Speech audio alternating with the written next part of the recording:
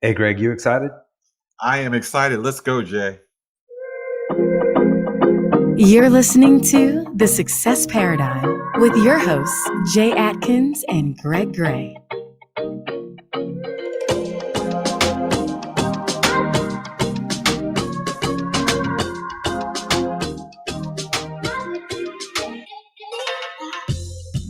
All right. Welcome, everybody, to the Success Paradigm. So, we have a lot of great hosts. Well, we're great hosts. We have a lot of great guests, but we kind of hit the lottery today. So, I don't know, those of you who are watching right now, I don't know if you recognize this guy, Tim Storey, but I'm going to introduce him to you, and then you're going to figure out that you either need to go to Amazon or someplace to get the book or audio book, all of them, because this guy is a winner. Tim Storey is an acclaimed author, speaker, and life coach, helping people create the future they desire. He has inspired people from all walks of life, from entertainment legends to professional athletes, from executives to deprived children throughout the world, using seasoned, foundational principles and humor to get honest with people so they can overcome the obstacles that are holding them back. Tim has traveled to, get this, 75 countries and spoken to millions of people. He often meets privately to counsel high-profile leaders in various industries. Tim has partnered with phenomenal organizations to spread love and hope, spending time with the Fred Jordan Mission in Los Angeles' Skid Row, Music Unites Day in Los Angeles' Compton schools, and Kids Haven's orphanage in Johannesburg, South Africa. Tim is featured on nationally syndicated Keep the Faith radio each weekend, providing his short inspirational moments, and is featured on Steve Harvey TV, Facebook Live weekly. He was a featured guest on Oprah's Super Soul Sunday. You're the only person I know, Tim, that was featured. I'm just having a moment here. I'm sorry. Let me get back to your bio. Steve Harvey TV, Grant Cardone's 10X Growth Con, like no one's heard of that one, and many more. Tim has authored multiple books, with the most recent, Come Back and Beyond, being a top seller on Amazon. Tim has 2 adult children from his previous marriage and lives in Southern California. And I have to do this, Jay, because I know he's got a new book, but this one, people, read that. Miracle Mentality, groundbreaking, will absolutely change your life. Welcome to the Success Paradigm, Mr. Tim Storey. We are excited to have you here. Greg, you did so good in that intro. Thank you. I mean, you know, that rehearsal you took me through, I know I stumbled a couple of times, but I felt really good about it, Tim. Listen, I really did. I've taken acting classes, and you were like right in the zone. Jay, what'd you think? Don't you think you did good, Jay? I thought he did okay. He stumbled a little bit. We're working on it. I'm practicing with him weekly on it. Well, hey, listen, Tim, I would like to give your unofficial bio because I think it's important for our listeners to know actually who you are deep within. And I don't know you personally, but I got the opportunity to meet you at GrowthCon in the VIP area. And I remember walking away thinking, there is no way that there's a human being that nice. I've met a lot of people. And then I talked to a good friend of mine, Danelle Delgado, and she talked so highly about you. Another friend of mine, Albert Picciotto, that you've done some stuff at his driven events and how highly they speak of you. And then a friend of mine went to an event that Danelle had, and she gave your book out to all of her attendees. And he came back from that event. His name is Chris Merrick. And he said, we have to read this book in our book club called Miracle Mentality. It's amazing. And I was like, you want to read it again? He was like, yes, I want to read it again. And so I read this book and I loved it. And I was like, you know what? I'm going to reach out to Tim on Instagram and see if he would like to impact some of our listeners on our podcast. And I reached out to you, and literally within 30 minutes, I got a message back from you that said, I would love to impact your listeners on your podcast. And I was like, it seemed personal. It didn't seem automated or it was artificial intelligence. It felt like it came directly from Tim. And I responded immediately just to see.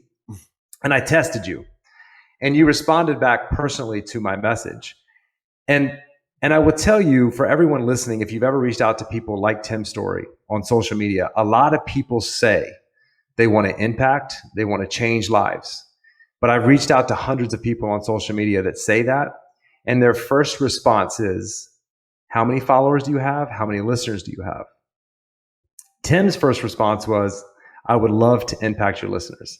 And to me, you became one of my best friends. You don't know it, but you became one of my best friends and someone that I wanted to be like, because that's how I want to be. And matter of fact, Lola's listening right now. And I have people reach out to me all the time. And the other day I got a little upset with her because someone reached out and asked me to be on their podcast. And it took 5 days for us to respond. And I said, you know what? I want to be like Tim. I want to respond immediately and I want to help people. So I want to thank you, Tim, for being that person. You know, when you read his book, you're going to think, I'm not sure that he's that nice or he's helping that many people. But I'm going to tell you right now, you do, Tim. And you live what you write. You live what you talk about. And I really, really appreciate you coming on this podcast and sharing your story with us. And speaking of that story, I want to hear about your story. Because a lot of people know you for your glory. They know your success and the famous people you worked with and all of the people that ran these major companies that you consult with. But I want to know more about Tim and the failures that Tim had that made you the person that you are today. Because a lot of people have to go through a lot of bumps and bruises. And I'm sure that you were just not the luckiest person on the planet and just ended up in this spot because of luck. I know that you had a lot of bumps and bruises that you had to overcome. So I'd like you to kind of share with us that story of, if it starts in college, high school, of kind of those failures that happened that created this person that's helping so many people in the world. I got to start by just thanking you. And I think that, thank you for what? Thank you for paying attention. I think that, you know, so many times in life that we get so busy that we don't really feel somebody's essence, like what they're really about. I have a friend who's one of my best friends named Smokey Robinson. And Smokey is one of the kindest men you ever meet. And he is like the Smokey Robinson. He's a legend. But we'll be at a restaurant and fans of his will come up and he like gives them eye contact. He pays attention. He takes as many photos as they want. But he does it and he really means it. It's not like a thing he's doing, because I've been around him 25 years. Wow. It's his essence. And thank you for recognizing the essence. I see it kind of as a God flow that God gave me since I was a kid. But, you know, it also takes one to know one. So I see that in you, Jay, and I see it also in Greg. So it's a privilege to be on with you guys. So that's great. To talk about challenges, I think that all of us hopefully start off life with some form of momentum. That when we're kids, we aspire to do something. When I go speak in these orphanages around the world, I'll say, what do you want to be? They'll say an NBA star or a soccer star or a princess or an astronaut. So like any other child, I had aspirations of doing things. We were Compton, California, 7 people in a 2-bedroom apartment, which was very crowded. But I had aspirations, you know, to do some things. Very shortly, guys, after, you know, being a young kid playing Little League baseball and playing football and basketball, it's 10 years of age. My father went to go get food for my mother, and a man ran a red light and hit him, and my father died. So that would be my big setback, Jay, to answer your question, in childhood, because it was tough enough. And that's the difficult thing about life. You can think it's tough enough, and then another North Shore wave will hit you. And that was a big life lesson of, man, something strong can hit you at any time. Wow. And so that was, you know, I read some of that story and, you know, that you referred to, and, you know, that's a pivotal moment, and life is full of these moments where there's big forks in the road. And you talk a lot about that, about the choices that we have, you know, are you getting stopped or stalled, or, you know, Yeah. Where are you?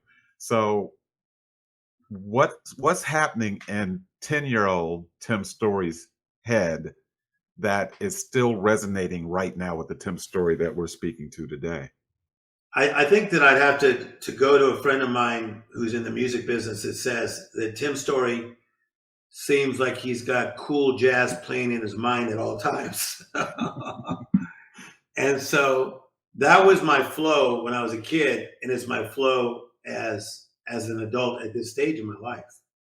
I maintain my flow, which is not easy. Right. Because I think that when you have a life interruption, an interruption means a disruption, but also means an interception. Hmm. So there are people watching right now where they feel like, damn, I didn't know that was going to happen to me. And it's like life, intercepted their relationship, their marriage, their health, their children, and went the other way. And so, Greg, to me, what I leaned on was music. Okay. I really loved Motown a lot. I leaned on my older brother, my 3 older sisters, and couldn't lean on my mother that much because my mother was working a job and a half at Winchell's Donut Shop trying to make the ends meet. But I maintained my rhythmic flow even in the midst of a crisis, and I think that's unusual. No doubt. Absolutely. So I'm going to go a little deeper, Tim, if you don't mind. And actually, even if you do, we got you on here. You're Exactly. an open book. One of the things that I was thinking of when you were recounting the story of what happened when you were 10 and losing your dad in that moment and how traumatic that would be in anyone's life, but a 10-year-old, and linking that to something that I've heard Jay say a few times about you, that I don't know if he's told you directly or not, but he is an observer of people. In fact, I think it's even been used like as a adjective to get that you can get Atkins or something like that. Mm-hmm. That one of the things that struck him about you that I've already kind of gotten a sense of in that flow is when you have as big a stage as you do, and you have a tremendous stage in terms of a following of people that, for whom you're a confidant, the counselor, coach, that there are a lot of people that have that kind of stage. And when they're on it, they're one person. And when they're not on it, they're a very different person. Jay knows an example that we won't go into here where I was devastated by meeting the person off the stage. And it just broke my heart because I was like, and I can't ever see this person the same way. Yeah, I understand. How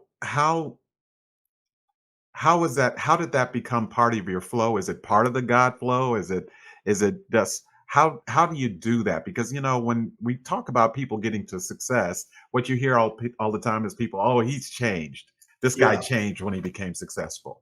So how did you manage through that to be somebody that got through the Atkins gate? And that's a very tight, narrow gate, to be seen the same guy everywhere, whether you're on stage or whether you're just walking through a crowd. I think that, to me, I think all of us are called and all of us are chosen. And I don't even mean in a religious way, but we're called and we're chosen to do something. We're called and we're chosen to do certain assignments in life, to have certain impact in life. And Oprah loves this quote when I say that I don't believe in chasing dreams. I believe in cooperating with what God has said. So to me, it was never about a chase, like I'm chasing something. I was simply cooperating with what I felt my creator was speaking over the life of Tim Storey. So I think that in the midst of my life of running a lot of companies and, speaking and doing all the things that we do, I mean, you see how relaxed I am. I'll be this way tomorrow. I'll be this way the next day and the day after. This is my flow. Like people say, a fire could start right there and Tim will just go and then figure out how to put it out. And that's really the truth. I could be sued by somebody and I'll go like, okay, why are they trying to sue us? And I go, did we do something wrong? And they'll be like, Tim, someone's trying to attack you. So I think a lot of this, guys, is because of the call.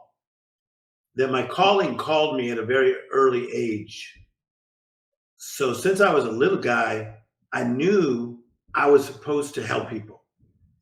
I was supposed to inspire. I was supposed to be creative. I didn't know how I was going to do it. I didn't know the outlet, but I knew that I was called. So to me, it's about calling, and it's about being a servant leader. I'm a servant leader. So wherever I go, I'm a servant to that group or that person. That's how I come in, and that's how I leave. I'm a servant. So Tim, when you told me the story just now about your father, that didn't happen to me. But what I started envisioning was something happening to me, and my daughter's not having me anymore, because my daughters are my world and they're my everything. So I can relate a little bit with how it could feel, because if I left them, I would feel like it would be bad, right? And I have these thoughts sometimes. But after you were 10 and you had this calling, it didn't just happen. Like, how did you go about this calling? And when it didn't happen and you failed along the way and trying to help people and people weren't receptive, because sometimes you feel this calling, but people don't feel your calling, right? So those struggles that you went through, how did you fight through that mentally to really get to the other side of what was calling you and what your purpose and what your why was inside of your soul? When I know you had failures along the way, like, how did you overcome that? So Jay, my resistance was different than other people's resistance, because at the beginning, on the onset, my third grade teacher was masterful of seeing that I had something about me and trying to bring it out. Fourth grade teacher, fifth grade teacher, sixth grade teacher ends up really changing my life. Sixth grade teacher, it's in the book, says to me, Tim, can you stay after class? And everybody in the class goes, ooh, like he's in trouble. And so he takes out 3 books from his briefcase. He says, this is from my personal library, and I want to see if you want to read one of these books. It's not for extra credit.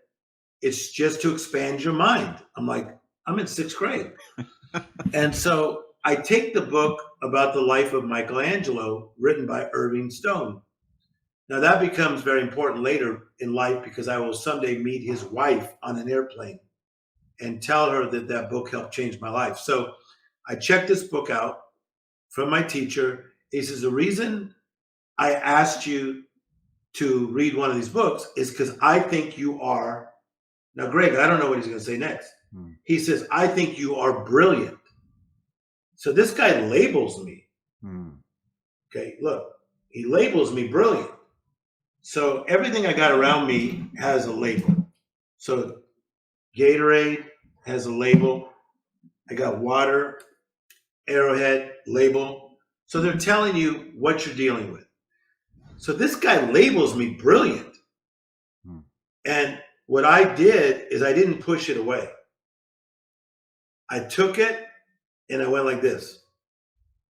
I didn't go home and tell my mother, hey, the teacher called me brilliant. Or I didn't tell my older brother or my 3 older sisters, because I'm the youngest of 5. The teacher called me brilliant. I didn't tell anybody. But I took what he said and I respected him, and I said, this guy thinks I'm brilliant. But it was like our secret. So this continues. So I don't get resistance till later. I don't get resistance till high school, when you start to feel prejudice. But I'm still got poetry flowing in my head and jazz. I just like flow through it. I get things coming at me from other angles. But I really believe that the teachers in the formative years helped create a miracle mentality in my mind. And the miracle mentality became my reality. You couldn't kick it out of me, shake it out of me, be prejudiced enough to try to get me. I tell you guys, my teachers did something for me. So, for people listening that wasn't fortunate to have somebody put a label on them like that, and I think a lot of kids that age, honestly, Tim, would not even know how to accept that. But for people listening that don't have good parents, didn't have a good schooling, good upgrades, what would you say to them to go out and find that brilliance that I think and I believe all of us have inside of us? We just have to dig down and find it ourselves sometimes. But what would you say as a coach for people to go? Where should they go look, or how should they go on this track that you got on? Because I think all of us can impact lives. I just think people don't know how. And I think You're right. And I think it's unusual that somebody tells this story of these teachers that saw something in me, and from third grade, they're trying to bring it out. I think that's unusual. agree. Highly unusual. Yep. Yeah. So I think here's how it works. That in order to bring change into your life, number one, you have to become awake. You have to become conscious and say, man, I'm doing okay, but I almost feel like a discount version of myself in certain areas. So number one, you have to become awake. Number two, you take inventory. You say, how am I doing in my mindset? How am I doing in my physical body? How's my spirit doing? How are my friendships doing? My job, my career, my finances. So number one, become awake. Number two, take inventory. Number three, and this is where Jay's going, you got to partner with the right people. And just as Jay has this almost, we'll call it the ninth sense, because it's probably even more than a sixth sense. We'll call it the ninth sense that he has. Similar to my friend who's known as the dog whisperer, where he literally sniffs people. Cesar Millan is my buddy. He'll sniff you. Because I tell you, he could tell about a person just like he can about a dog. It's wild. Is that I think that you become awake, you take inventory, but thirdly, you got to partner with the right people. And this is where I think a lot of really brilliant people are making mistakes. That they let people into their inner circle, into what I call their green room. All right? And they tamper with them. They're tampering with their goals, with their dreams, with their creativity, with their swag. So man, awake, inventory, got to partner with the right people. So COVID has challenged a lot of you people watching right now. Who's really on your team? We may need to swap some people out, do some trades for some future draft picks.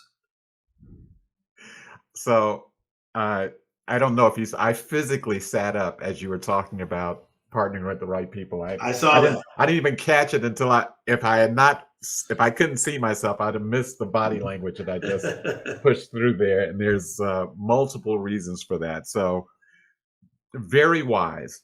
So I'm going to ask you this question actually, I'm torn because there's two questions I want to ask. One is, and I'll let you pick which one you want to go for, because you got the label brilliant when you were in the sixth grade.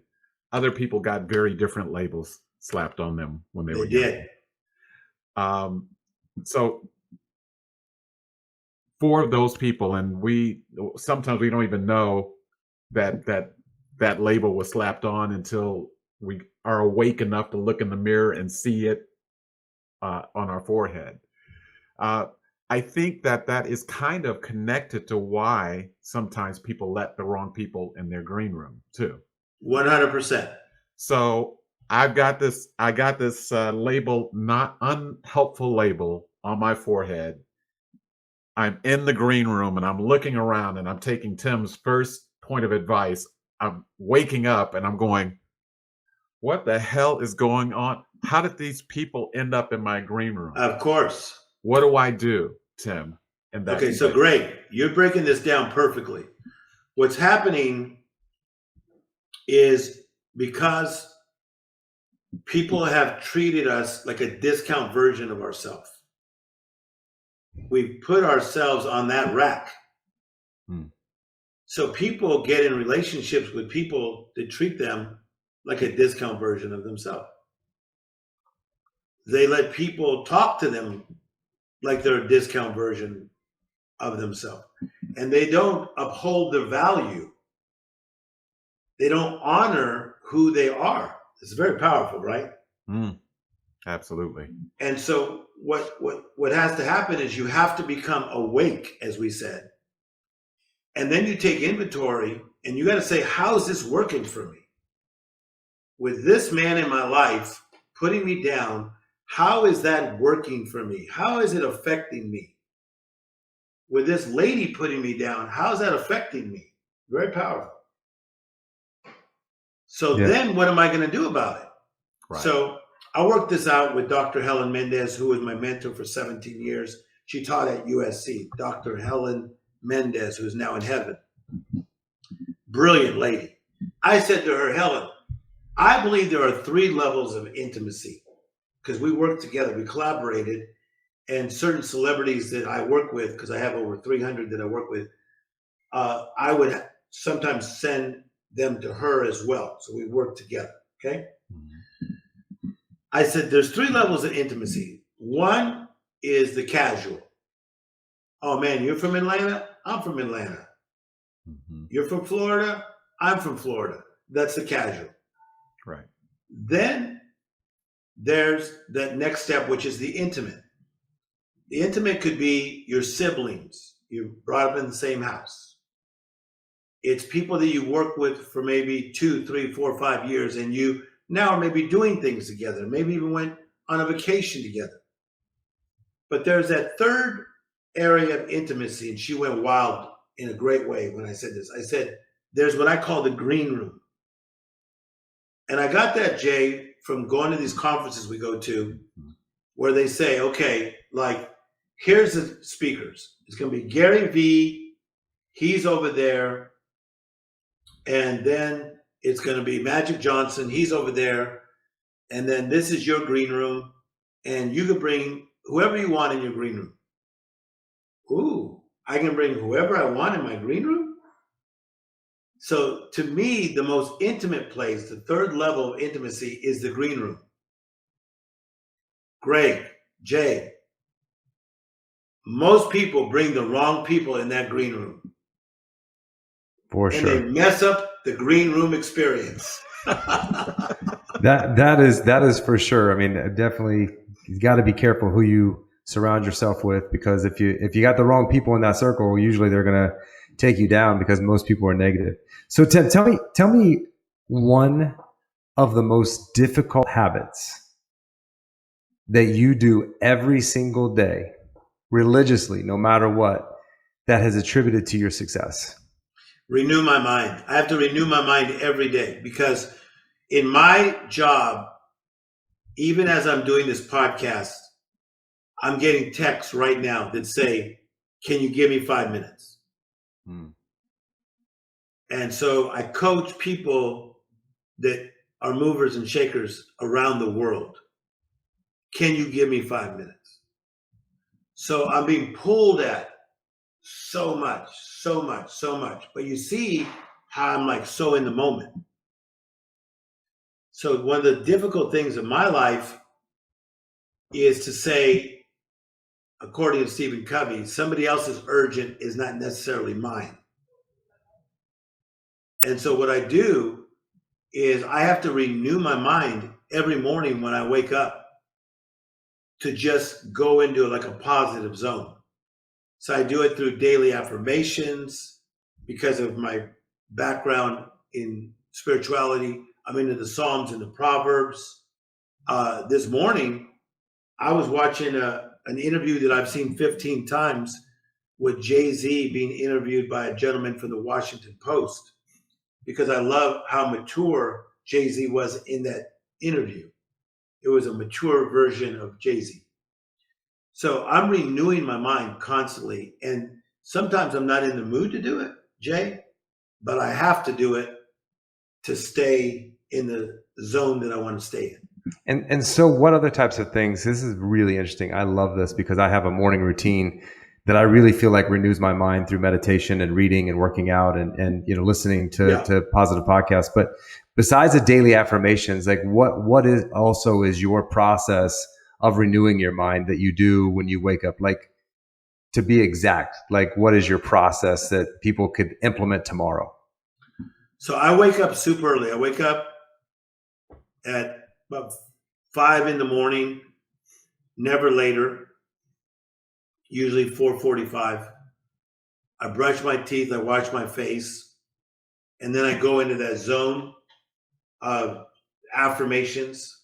But my trip is spirituality. So, I get into that.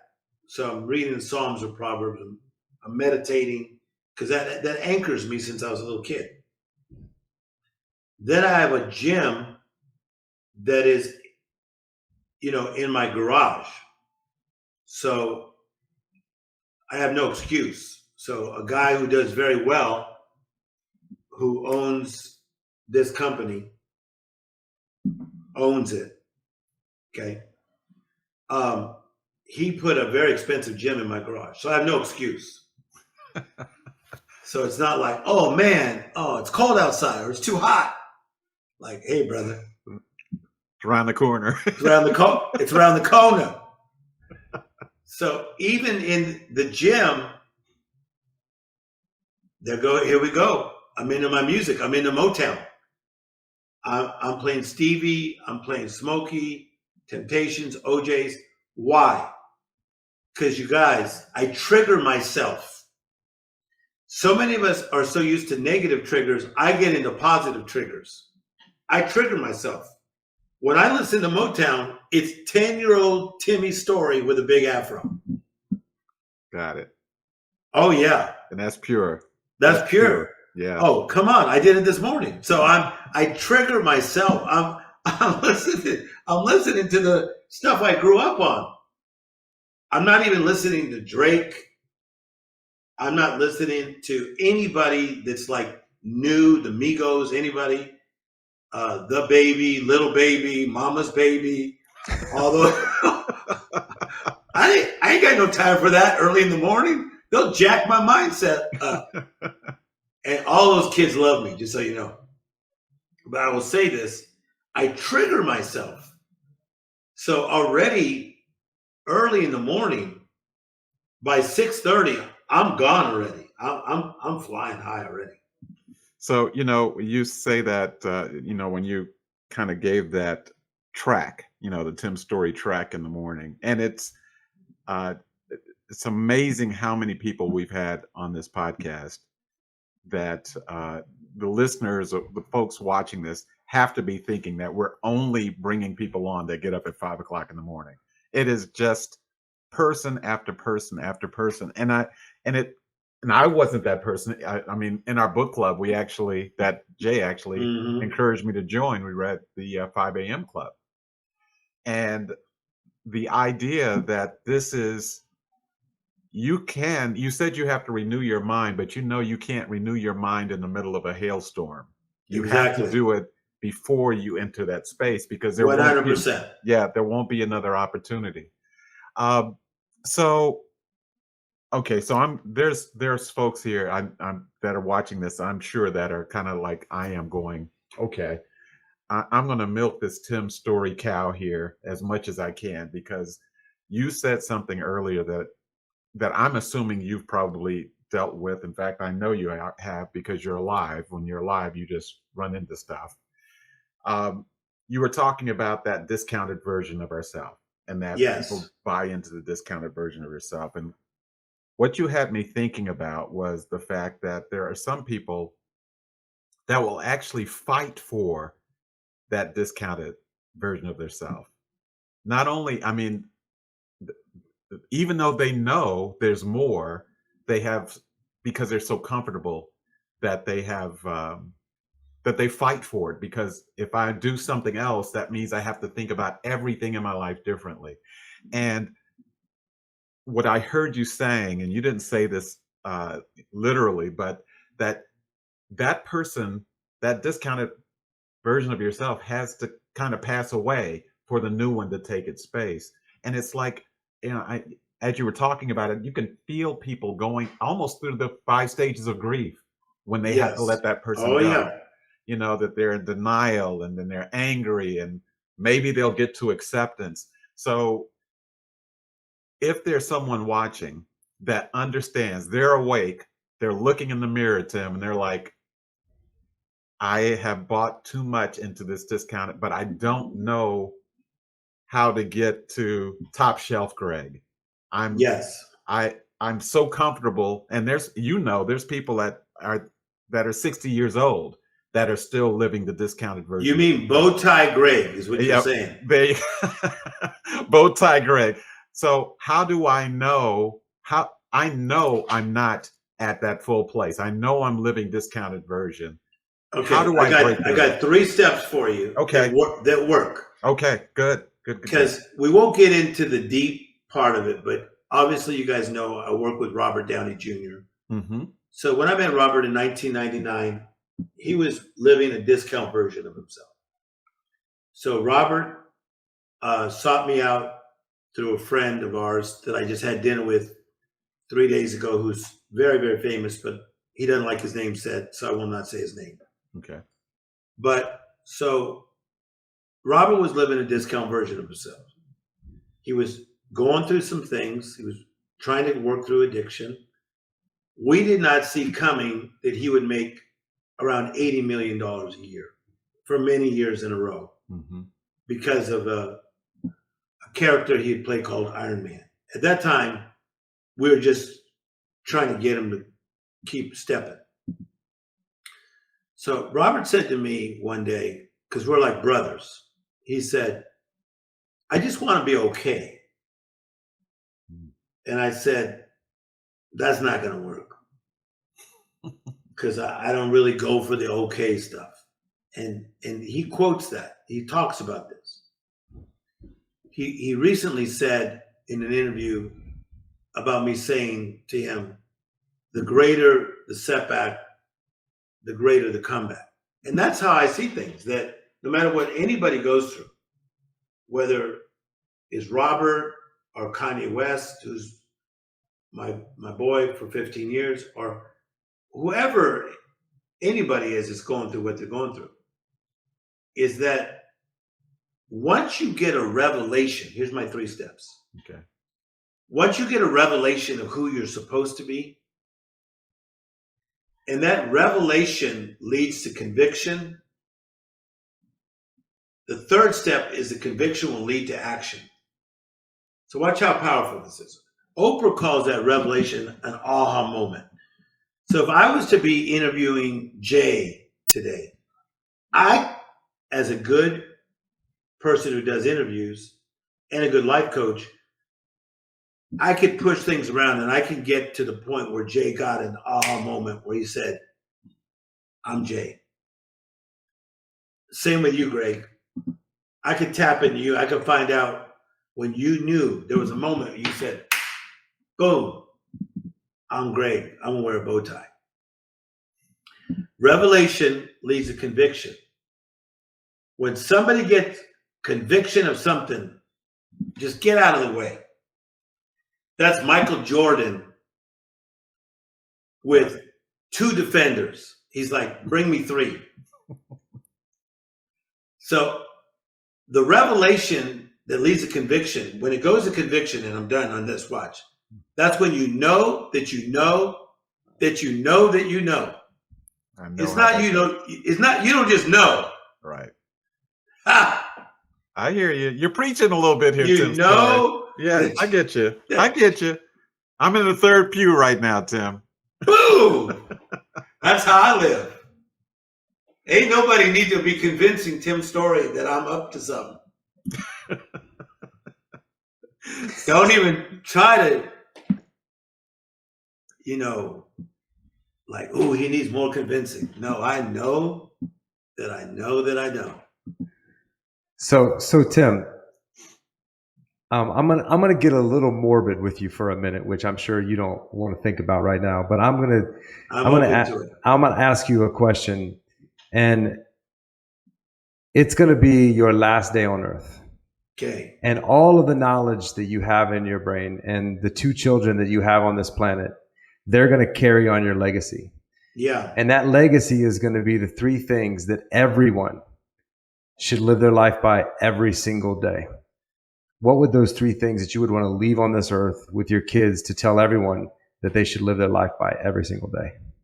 So I'm gonna tell you something. So since we're gonna take it to that spot, I'm gonna go real honest with you guys. So I told my son recently, I said, if the things of God were not real, I would tell you. So you can just do your own shit. So I think I can't get out of this way of thinking, Jay. I mean, I know I'm an entrepreneur. I'm doing $25 million plays. I'm doing movies with people you know. I got TV shows. I got businesses. But man, I got to go back to this thing about that God has a plan for me before the foundations of the world, that I might walk in it. And that it has already been pre-planned. If I would stop, look, and listen, that I could follow that plan. I can't get out of that. I can't get out of that space. And I think people respect me for that. Like somebody was telling me the other day, they said, you know, I'm an atheist. And I love you so much because you don't judge anybody. You're very inclusive. And I am. I respect everybody's opinion or thoughts or ways they live. But for me, Jay, I can't get away from that. That my creator created me and gave me life. And now I get to spill that life over to sometimes 85,000 people at one time to come and see me speak. So if it's my last day on earth, that's what I'm saying. Listen, let's just say it this way. Rick James, the famous Rick James, super freak Rick James, is dying in Cedars-Sinai Hospital. And that's a message I gave Rick. He said, I feel like God's mad at me. I said, Rick, he knew you were Rick. He's not tripping on you, Rick. He doesn't treat you as your sins deserve, Psalms 103. I said, just look to him right now. And he just started crying like a baby. I said, look at Rick James. I can't get away from that message. Is that if I tap into my creator, I'm going to live life now and I'm going to eternally just keep on flowing. And more abundantly. I can't get out of it. I can't get out of it. I mean, and I'm not religious. Like, I mean, so many of my friends are up to bad stuff. I was with a guy recently that you guys all know, and he could not stop smoking weed. And I never smoked weed in my life. And I'm telling you, I got up and I was like, oh, damn. I think I got what they call a contact high. So there's no judgment on how anybody else wants to live. But if that's my last day on earth, that's what I'm going to tell them. So I'm loving this, by the way. And you cannot make us happier, Tim, than when you say, I'm just going to make it real for you. Just since we're going there, because that's where we like to go. This is the place. No, but I feel you guys vibe. That's why I went there because okay, let's look at this. Come on. I'm living a spoiled life. You know, I had in my Beverly Hills house that I now have sold, I had 7 bathrooms and an elevator and lived next door to 7 superstars. If I name them all, they're all superstars. And I was the only person of color within that whole jurisdiction. And I mean, my other house down the street in Beverly Hills, equal. And all my neighbors were like, bam, bam, bam, bam, bam. Okay, cool. Congratulations, Tim. That's not what floats my boat at all. I'm into quality, the feel, the texture, living. I get to breathe. Those other things I kind of got talked into doing, like living that way. I kind of got talked into doing that because people would say like, "Hey, did you know so and so selling their house? You need to do that." Got it. So speaking of, I mean, because some people, Tim, see that as success, and that's what they equate it to, the material things. And you know, obviously, this conversation is way different than any conversation we've had on here before, which is what we hunt for, because Yeah. that's what we want people to hear is all the different levels of success. So through your life and through my life, you know, what success is today for me and what the definition of it is for me today versus even what it was before the pandemic or 5 years ago or 10 years ago, it changes all the time. You know, my little girls have changed that definition. They change it every single day. But what's Tim Storey's current definition of what success looks like for you? Yeah. Success for me and success for those that I coach is to live your life, be fully present, fully feeling, fully alive. So to Greg and Jay, in my line of work, my doctorate's in world religion. Okay. I went to seminary to be a humanitarian, and that's what I am first. But as an ordained minister, I officiate a lot of funerals. And I'm also in rooms where people die that are even young. So to me, success is to be fully present, fully feeling, and fully alive. Like right now, Jay, we're having a moment. Greg, we're having a moment. This moment is shifting somebody's life. Well, how do I know it? Because every day in my life that I go outside, every day, there's not a day that misses. I could go to the 7-Eleven, I could go to Costco, I could go to Home Depot, I could go to Whole Foods, somewhere. Every day of my life, someone's going to approach me every day and say, damn, whew, I don't want to bother you. Tim Storey, I don't want to bother you, but if you knew what you did for my life, and I always say, number one, you never bother me, but like, what did I do? I want to hear their story. And so I see people's last moments. I see people in pain. And to me, success is being fully present, fully feeling, fully alive, and then taking the gift of life and doing something with the gift of life, doing your assignment. I mean, being a success is being a mother of 2 kids. Being a success is being a school teacher, first graders. What's all this other bullshit that you got to have planes and stuff? I could afford planes back when I was 28. I didn't buy them. Everybody was trying to talk me into it. I didn't need to prove something. I don't buy into all that at all. Well, so this is where you have been accurately Atkins, because this is exactly what Jay spoke of when he talked about interacting with you. So I have I read your book. I read it, really, truth be told, a couple of times because I had to read it once.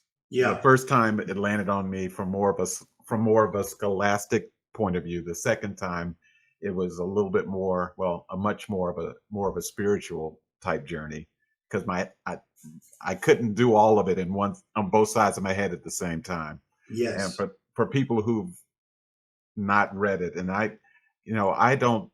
we have a lot of authors that we get a chance to bring onto the podcast, and people who know me know I don't pitch things that I don't believe in, because first of all, it's inauthentic, and second, I just think it's stupid. With this miracle mentality, and I read through and I can see all these different forks in the road. So everything is flowing, and then like then there's a fork in the road. So Yes. here's what I'm curious about, selfishly, is a moment, a significant moment in that lifeline of Tim Storey, where Tim Storey really had to show up to tell Tim Storey what Tim Storey tells everybody else, where you had to listen to because you coach others all the time. Yes. Mm-hmm. Where was a moment where you said, to be kind of blunt, I need to kind of read my own shit here for just a second because Oh yeah. I may be drifting. Tell us about That's that. a great question, and I did drift. Okay. So what happened is, I married into an amazing family. So I still call my father-in-law. He has 2 doctorate degrees. He's up in heaven now. But he was on counsel to 2 of our U.S. presidents in urban relationships. He's a brilliant man. His daughter, who I married, I went to the man and asked for her hand in marriage. And we were married a total of 11 years. And first 2 years, we realized we got some problems. We got 2 different personality types. And so we worked through things best we could. 3 years, went to this amazing couple that were counselors for married couples. And I went to him and took a difficult walk with him and said, I'm coming to you as a third time to tell you, as a leader to leader, that I don't know if it's going to work. And he said, I want to tell you, I'd rather have you both get out while you have time to bounce back. Because we really were doing our best. And today we're best of friends. She was just here a few days ago. She has a key to my house. Wow. Today. And we got divorced in 1999. She has a key to my house this many years later, 22 years later. So that was terrible because I longed for family that was stable. I longed for a father figure, which he was like that, this doctor. And I longed for this, I had the son first and the daughter second. Like it was looking pretty beautiful. Perfect. Mm-hmm. And then it wasn't. And I'll say this to Jay, that was the first time people had really ammunition to get me. Because there was no scandals. There was no, he's after the money, nothing. But that was the first time that I started hearing stuff. Oh man, he went Hollywood. This guy went Hollywood. He lost it. I started hearing it a lot too. He went Hollywood because, I became very famous. The life coach to the stars. That's what USA Today branded me as. And then it just took off. He's a life coach of BAM. I mean, you could knock off 40 of the biggest celebrities in the world. And they would put my name after that. But the price was he lost his marriage. That was terrible. And I'll say this to Greg and to Jay, I did not handle it perfectly. I was in pain. I was in shame. I had pain and shame. That's what I had. Wasn't good. And I'm glad you shared that, Tim, because I think so many people go through that, and we're all so worried. I mean, you, because you were of your platform and your fame, we're so worried about what people think because they really don't know the story, right? They think they do, and you have this perfect person that's coaching people, and how, if you're this great coach and this life coach, how can your marriage fail? And I just think that we have to be careful, like you said, who we listen to outside the green room, because no doubt about it. And with social media now, it's a horrible thing, right? I mean, people post and they get one negative post and 100 great posts, and they focus on the one negative post because people want to be perfect. And I think that's really what you can help people with, is even sharing your story. I think it's like, listen, I made mistakes. I didn't handle it well. Like, to say that shows growth. I didn't handle it well. I wasn't perfect. Yeah, I didn't handle it well because, like, I didn't have vices that most people would have. Like, I have access to a lot of pretty people because of my type of job. So even if I was a person that maybe somebody did not find appealing, you become appealing when you're very powerful. Yep. I remember the people that used to bring my food to my big old Beverly Hills house. I became very appealing. But you know what, Tim, what is so, and thank you for sharing that. I mean, you shared, someone asked what the name of the book is, and I flipped it up there too quickly. It's The Miracle Mentality is the book that I'm referring to specifically, one among many that Tim has written. But I think the reason I kind of went there is because of what you said earlier. I mean, I didn't know exactly what you were going to share, just hints of it in the book in different places. But Yeah. that you said 25 minutes ago that this was already written. All of this Yes. was written. And you, as a person who helps people, are able to do it exponentially better because of that than you would have had that very painful, shameful, because you're talking to people every day who are in pain and shame. And so I like the way you frame that, actually. so now you're more credible, or Yep. even if you don't speak of Relatable. it. Yes, you have, even if you never tell them this, you can come from a place now when you hear them say something that processes through a filter that, Tim Storey probably would have needed to hear it like this versus this because of that experience.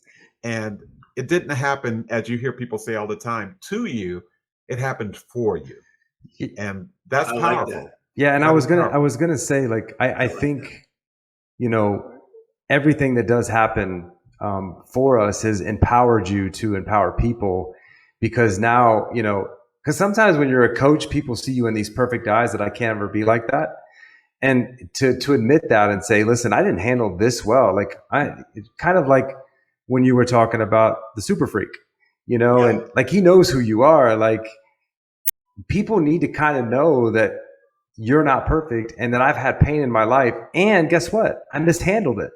And let me tell you, like, if I had to do it again, this is how I would handle it. And I think when people go through these problems, they just have to sit back and create that miracle mentality that you talk about and say, listen, this is a blessing.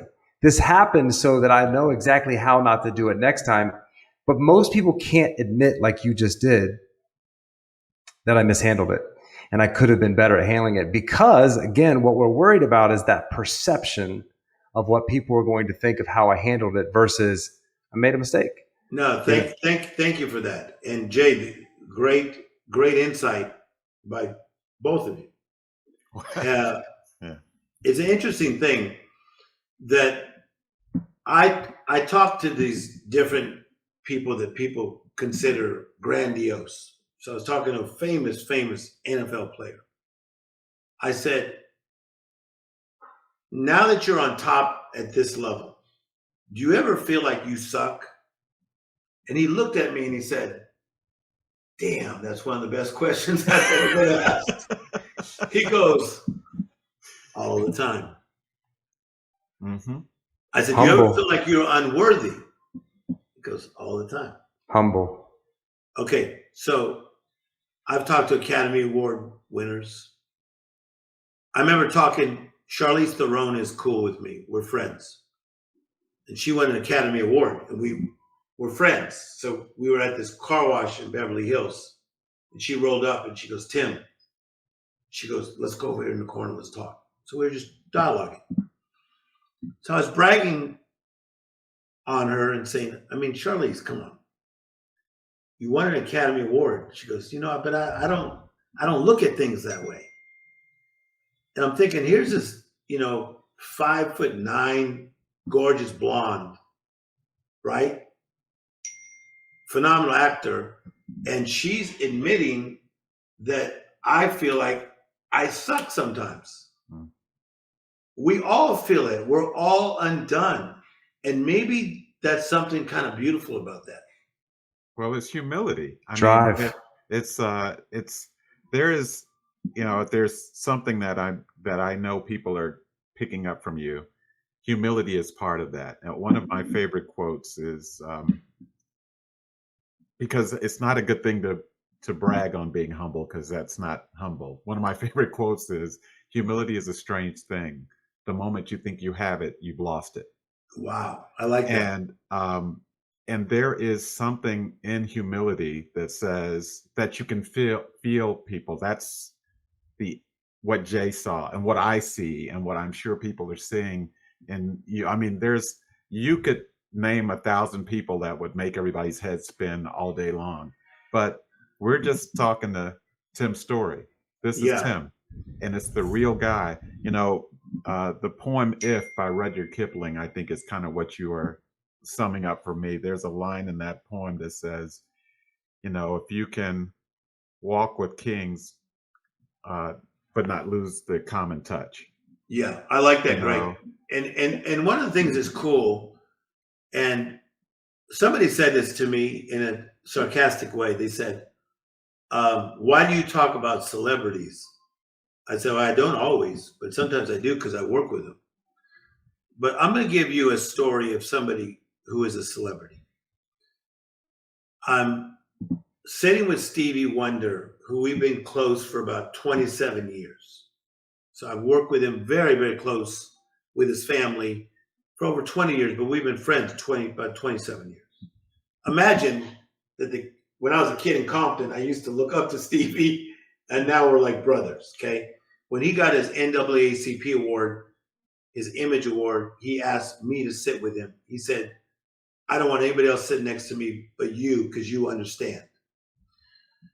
And I'll never forget one night we're at his house, and it was literally 1 a.m, and his bodyguard said, Tim, are you cool if I take a nap? And because Stevie's still going at it with you. And we're sitting there on the piano bench, and Stevie Wonder is playing music and singing. No, for real. Wow. He likes to do this for therapy. It's just me and Stevie and a laid out bodyguard. This would happen a lot. So I'll never forget what Stevie said to me. He went like this. The piano stopped. He touched my heart. He said, Tim, don't ever lose your inner vision. Don't let your outer vision stop you from your inner vision. He said, somehow life touched you with inner vision. He said, you understand the human race. Man, that touched my soul.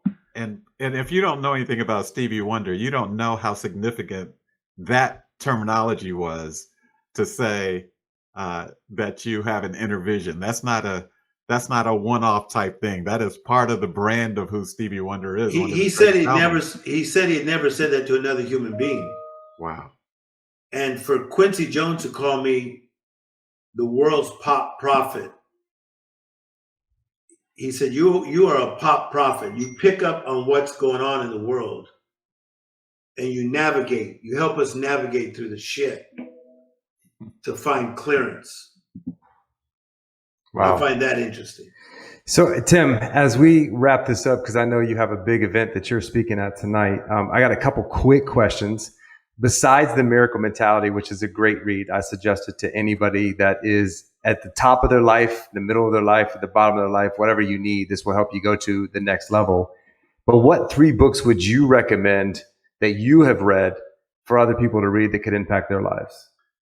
Well, first of all, Jay, how many books have you written? I'm on my 3rd one. I would recommend those 3. And how about you, Greg? I've got 2. Okay, that's 5. Okay. That's all I got. Awesome. I get Jay's 3 and Greg's 2. Awesome. That sounds like a good one. So I'm really not even joking. I like the way you gentlemen think. well, thank you. I don't need all this other silliness coming at me. Most of this other stuff, I'm telling you, it's like they took Monday's meal and mixed it with Wednesday's, and Wednesday's with Friday. Come on, man. You guys are coming out pure.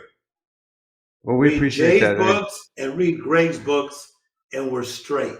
Well, I hope we could spend some time in the future together, Tim. Legitimately, just as friends, break bread, have wine. I'm saying 100% yes. You're living in what city? Miami. So I was just there last week. I was staying at an amazing hotel. It's that guy with the white hat. He has a white hat. It's called the Faina. Oh, the Faena. Yeah, they have a great restaurant in there too. Really good restaurant. I was there working with one of the greatest AI companies in the world. And as you guys know, I work with a guy named Diddy.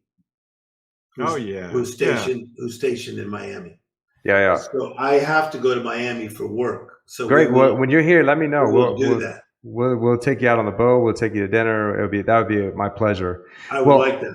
I'm going to honor and respect your time, and at this time, I'm going to go through the ingredients for Tim Storey's success. So, some questions that you want to ask yourself, Tim, started off this podcast with is, what is your essence? And I think it's a really deep question to really ask yourself. And then I think most people don't know what they want in life, and that's why they don't get what they want. And you said, what do you want to be? And people ask us that when we're 12 years old, but people don't ask us that when we're 40 or 50 or 60. And I love that question that I think you should ask yourself every single day is, what do I want to be? Something strong can hit you at any time, but how will you react? Maintaining your flow was something that you talked about throughout the podcast. Is everyone has a flow. Do you let someone upset that flow? You said interruption divided by disruption equals interception. And then how will you recover from the interruption, the disruption, and the interception? I think that's really key is, recovering from any mistake or anything that you've done in your life, kind of like the way you mishandled your marriage. And, I was thinking as you were talking just a minute ago, you mishandled that, but you're still best friends 22 years later with the key. So did you really mishandle that situation? That's a good point. And she will never have to work again. So right. So not really sure, maybe you handled it exactly the right way after the point and you recovered, like you said. Stay in your flow was another thing that you said. Maintain and stay in your flow. For change to happen, you have to become awake. You have to take inventory, and you have to choose your partners wisely. Wow. Be careful who you let in your green room. I love that.